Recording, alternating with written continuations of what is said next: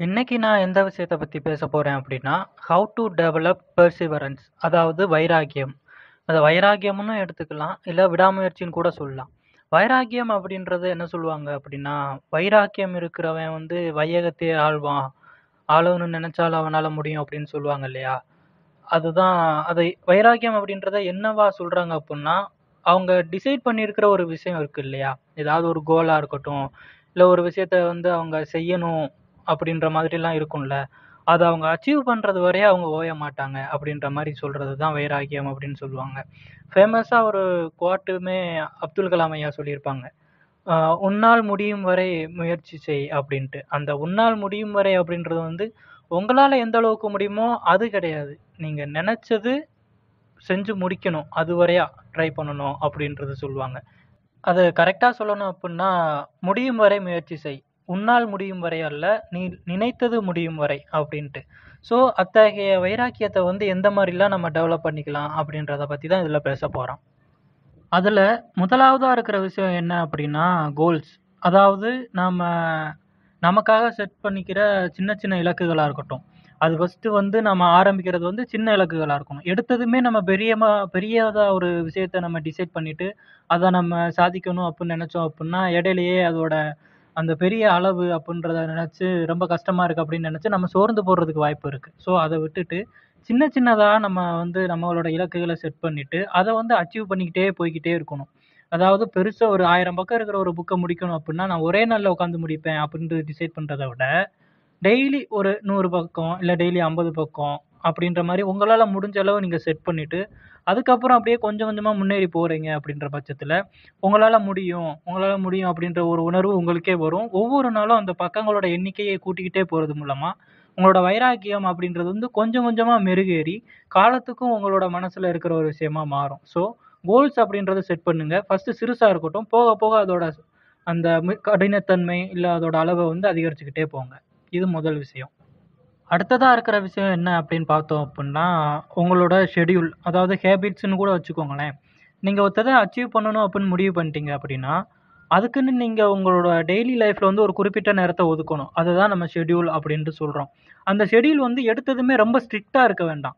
நான் கரெக்ட்டா இத்தன மணிலேருந்து இத்தன மணி வரை வேற எந்த வேலை இருந்தாலும் பரவாயில்ல. நான் இதத்தான் பண்ணுவேன் அப்படின்ட்டு, நீங்க உங்களுக்கு முக்கியமா இருக்கிற வேலையையும் தவிர்த்துட்டு நீங்க உட்கார்றீங்க அப்படின்ற பட்சத்துல, உங்க மைண்ட் வந்து அதுல தான் இருக்குமே தவிர, நீங்க எத அச்சீவ் பண்ணணும்னு நினைக்கிறீங்களோ, அது மேல உங்களோட கான்சன்ட்ரேஷன் வந்து கம்மியாகுறதுக்கு வாய்ப்பு இருக்கு.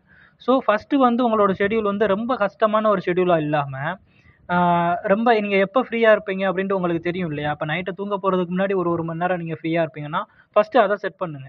அதுக்கப்புறம் கொஞ்சம் கொஞ்சமா அதுக்குன்னு டைம் கரெக்ட்டா காலையில எந்திரிச்சு, நீங்க இந்த டைம்ல இருந்து இந்த டைம் வரையா, டெய்லி என்ன ஆனாலும் பரவால்ல, நான் இத ஃபாலோ பண்ணுவேன் அப்டின்ட்டு, கொஞ்சம் கொஞ்சமா உங்களோட ஷெட்யூல் மேல உங்களுக்கு இருக்கிற அந்த ஒரு ஸ்ட்ரிக்ட்டா இருக்கிறது அப்டின்றது இருக்கு இல்லையா? அத கொஞ்சம் கொஞ்சமா அதிகரிச்சுட்டு போங்க. அது மூலமா உங்களோட வைராக்கியம் வந்து காலப்போக்குல அதிகரிக்கும்.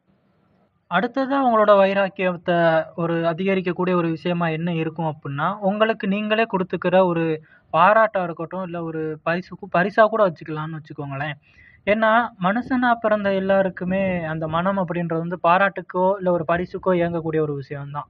ஸோ, நீங்க சின்னதா அச்சீவ் பண்ணாலும் சரி, இல்ல பெரிய அளவுல அச்சீவ் பண்ணாலும் சரி, உங்களுக்கு நீங்களே பாராட்ட கத்துக்கோங்க. இல்ல உங்களுக்கு நீங்களே ஒரு பரிச வந்து நீங்களே ஆஃபர் பண்ற மாதிரி இருக்கட்டும். அந்த மாரி இருக்கிறதெல்லாம் பார்த்துக்கோங்க. ஆனா, இதுல முக்கியமான விஷயம் என்ன அப்டின்னா, உங்கள நீங்க பாராட்டுறது வந்து தலக்கணமா மாறிறக்கூடாது. என்னால எதுனாலும் முடியும். இப்ப நான் பண்ணிட்டேன்ல, அப்ப நான் அத பிரேக் பண்ணாலும், மறுபடியும் என்னால அத விட்டுட்டு ஃபாலோ பண்ண முடியும். அந்த மாரி வந்து உங்களோட பாராட்டோ, இல்ல உங்களோட நீங்களே குடுத்துக்கிற ஒரு பரிசோ இருக்கக்கூடாது. உங்களுக்கு ஒரு பாராட்டு நீங்க குடுக்குறீங்க, இல்ல ஒரு பரிசு நீங்க உங்களுக்கு நீங்களே வாங்கிக்கிறீங்க அப்புட்ன்னா, அது அந்த வைராக்கியத்த ஃபர்தரா அதாவது அடுத்த லெவலுக்கு கொண்டு போறதுக்கு ஒரு உதவிகரமா இருக்கக்கூடிய ஒரு பாராட்டுதலாவோ, இல்ல ஒரு பரிசு பொருளாவோ இருக்கிறது வந்து ரொம்பவே சிறப்பு. ஸோ இத வந்து நீங்க ஒரு கான்ஷியஸான ஒரு ரிவார்ட்ஸா உங்களுக்கானது இருக்கணும். அத நீங்க ஞாபகம் வச்சுக்கோங்க. அடுத்ததா இருக்கிற விஷயம் என்ன அப்படின்னா, நேர்மறை எண்ணங்கள். அதாவது பாசிட்டிவிட்டி அப்படின்றது. இது வந்து ஏன் வைராக்கியத்தில இது முக்கியமான ஒரு பங்களிக்குது அப்படின்னா, அந்த பாசிட்டிவிட்டி அப்படின்றது வந்து நீங்க ஒரு நாள் இப்போ உங்களோட வைராக்கியத்திலருந்து ஒரு விஷயத்த நீங்க டிசைட் பண்ணிட்டீங்க. அத நீங்க செய்ய முடியாம கொஞ்சம் பின்வாங்கிட்டீங்க. அப்படின்றதுனால இது இல்ல, இது நமக்கு மொத்தத்துக்கே வராது. நம்ம எப்படினாலும் இத நம்ம விடத்தான் போறோம். அப்படின்ற மாதிரி நெகட்டிவா யோசிக்காதீங்க. ஒரு நாள் பிரேக் ஆயிருச்சு அப்புட்ன்னா, அது ரொம்ப முக்கியமான ஒரு வேலையா இருந்திருக்கும். அதுக்காக போயிருந்திருப்பீங்க. இல்ல நீங்க சோர்வா ஃபீல் பண்ணது அந்த மாரி ஏதாவது இருக்கலாம். அதுக்காண்டி அத மொத்தத்துக்கே என்னால முடியாது அப்படின்ட்டு விட்டுறக்கூடாது. என்னால அடுத்து ஃபர்தரா இத விட நல்லாவே பண்ண முடியும். அப்படின்ட்டு நீங்க ஒரு நாள் அந்த பிரேக் ஆச்சு இல்லையா? அத எப்படி ஓவர் கம் பண்ணலாம் அப்படின்ட்டு யோசிச்சு நீங்க அத தான் நெனச்சுட்டு மூவ் பண்ணி போணுமே தவிர, ஒரு நாள் முடியாததுனால என்னால என்டையரா முடியாது அப்படின்ட்டு உங்களுக்கு நீங்களே டிசைட் பண்ணிறக்கூடாது. இது எல்லாம் தாண்டி, இதெல்லாம் ஏன் நடக்கும் அப்புட்ன்னா, உங்களுக்கு நீங்களே ரொம்ப ஸ்ட்ரிக்ட்டா இருப்பீங்க அப்படின்ற பட்சத்தில தான் நடக்கும். நான் முன்ன சொன்ன மாதிரி. ஸோ, உங்களுக்கு நீங்களே ஒரு நைஸ் பெர்சனா இருக்க ட்ரை பண்ணுங்க. உங்களுக்கு நீங்களே அதிகமான ஒரு ஸ்ட்ரெஸ்ஸோ, இல்ல ஒரு ஸ்ட்ரிக்ட் அப்படின்ற மாதிரியான ஒரு ஆட்டிட்யூடோ வளர்த்துக்காதீங்க. அது வந்து வைராக்கியத்துக்கு வந்து எந்த விதத்திலும் ஹெல்ப் பண்ண போறது கிடையாது. உங்கள நீங்க அப்ரிஷியேட் பண்ணி பழகணும். உங்கள நீங்க ஏத்துக்க பழகணும். அது மட்டும் தான் வைராக்கியத்துக்கு உதவும். இத நீங்க ஞாபகம் வச்சுக்கோங்க. அண்ட் கடைசியா இருக்கிற விஷயம் என்ன அப்புட்ன்னா, ரீகனெக்ட் யுவர் பிரெயின். அதாவது நீங்க ஒரு விஷயத்த செய்யணும்னு ட்ரை பண்றீங்க. அது உங்களுக்கு தேவைன்னு தெரியுது. சொல்லப்போனா அதுதான் உங்களோட எய்மு, கோலு இல்ல அதுதான் உங்களோட ஆசை. இதுல எதுவானாலும் இருக்கட்டும். ஆனா அத வந்து உங்களால பண்ண முடியல அப்புட்ன்னா, அதுக்கு என்ன காரணமா இருக்கும்னா, உங்களோட மைண்ட் தான். ஏன்னா, அதுவரைக்கும் நீங்க உங்க மைண்டுக்கு வந்து சொல்லிக் குடுத்த விஷயம் வேறையா இருக்கும். ஆனா, இப்ப நீங்க எதிர்பார்க்கிற விஷயம் வேறையா இருக்கு. அது மட்டும் தான். இதுவரைக்கும் ஸ்டூடெண்ட்டா இருந்த ஆளு, அடுத்து உங்களோட கோல் இதுவா இருக்க போகுது அப்புட்ன்னு செட் பண்ணிட்டு போறீங்க அப்புட்ன்னா, நீங்களோட மைண்ட் இருக்கு இல்லையா? உங்களுக்கான மைண்டு. அத வந்து நீங்க டியூன் பண்ணணும். அந்த இத டியூன் பண்றது எப்புட்ன்னா, அதுக்கு உதவக்கூடிய ஒரு விஷயத்து பேர் தான் அந்த அஃபர்மேஷன் அப்படின்றது. அதாவது அந்த அஃபர்மேஷன்னா என்னன்னா, உங்களுக்கு நீங்களே சொல்லணும். ஆ நான் இதத்தான் பண்ண போறேன். அடுத்து நான் இத தான் பண்ண போறேன். நான் இந்த மாரி தான் இருக்க போறேன். நான் இப்ப ஏதாவது ஒரு எய்ம் எடுத்துக்கோங்களேன். நீங்க அடுத்து ஒரு ஒரு எக்ஸாம் வருது. அந்த எக்ஸாம்ல வந்து நீங்க பாஸ் ஆகணும். இல்ல ஒரு 90 மார்க்குக்கு மேல எடுக்கணும் 100க்கு அப்டின்னா, உங்களுக்கு நீங்களே டெய்லி சொல்லிக்கோங்க. என்னால இது முடியும். ஆ 90 மார்க் மேல நான் எடுப்பேன். கண்டிப்பா எடுத்துருவேன் அப்டின்ட்டு நீங்களே உங்களுக்கு நீங்களே இமேஜின் பண்ணிட்டு, எடுத்த மாரி யோசிச்சு பார்த்து அந்த மாரி இமேஜினேஷன்லாம் இருக்கும் இல்லையா?